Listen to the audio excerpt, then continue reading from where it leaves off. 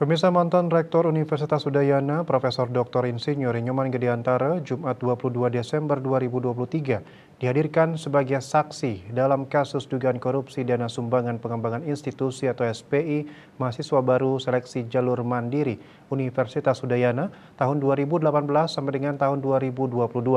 Antara bersaksi untuk terdakwa Dr. Nyoman Putra Sastra, Ketut Budiartawan, dan Imade Yusnantara.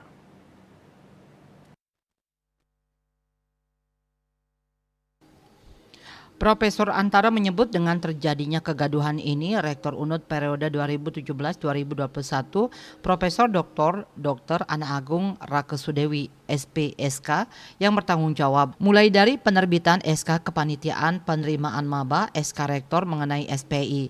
Profesor Antara sempat terlihat emosi saat dicecar pertanyaan oleh kuasa hukum Budiartawan, khususnya saat ditanya terkait unggahan pengumuman SPI sebelum adanya SK Rektor yang dikeluarkan 25 Juni 2020.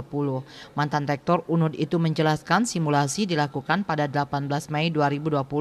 Besoknya diupload pada 19 Mei. Namun menurut Profesor Antara semestinya sudah diupload atau di-launching pada 11 Mei 2020. Saat ditanya itu inisiatif siapa, saksi sebut dari Unit Sumber Daya Informasi USDI. Bahkan simulasi juga diinisiasi USDI. Hal itu kemudian dibantah oleh terdakwa Putra Sastra yang merupakan orang WSTI. Di hadapan Majelis Hakim Pimpinan Putu Ayu Sudaryasih, Profesor Antara menegaskan dirinya bersama ketiga terdakwa tidak mengetahui atau mengurus proses SPI. Meskipun sejak 2017 sampai 2021 dirinya menjabat sebagai Wakil Rektor WR1 bidang akademik dan ditunjuk sebagai Ketua Panitia Penerimaan Maba tahun 2018 hingga 2021. Profesor Antara juga menegaskan Putra Sastra, Budiartawan, dan Yusnantara tidak punya kewenangan dalam menentukan SPI.